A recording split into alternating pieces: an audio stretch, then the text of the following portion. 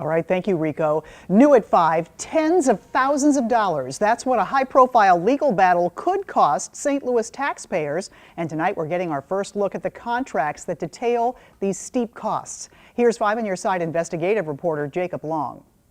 Through a public records request, we were able to get several contracts St. Louis Circuit Attorney Kim Gardner and her office have entered into over the last year for outside legal representation. They are with 5 different law firms, some of which are based on the East Coast. It's all in reaction to a special prosecutor's perjury investigation into William Don Tisby, a former FBI agent that Gardner hired last year for the case of former Missouri Governor Eric Greitens. The contracts are now our first indication of just how much this legal battle could end up costing taxpayers. The firm's hourly fees for Gardner and her office range from $395 per hour to $540 per hour, not including extra expenses like out-of-town travel. 2 of the firms are even requesting retainer fees of $10,000 and $15,000. So far, just $1,400 has been paid by the city to just one of the firms, but that total is expected to grow.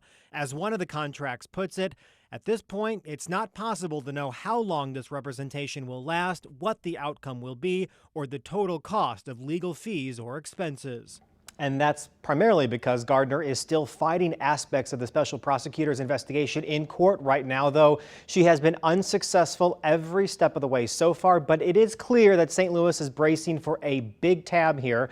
Gardner recently got approval to take $80,000 out of her salaries budget and use that for professional and legal services, Kay. And Jacob, that's because there's questions about whether these contracts are even valid, right? So the city councilor's office, which is kind of like the attorney for the city, they have serious questions about whether these contracts are valid because they say they haven't even seen them. The city's not a party on any of these contracts, and in recent court filings, they argue that they shouldn't have to pay on them because they've never seen them. All right, so much more to come. Thank you, stay Jacob. tuned. All right.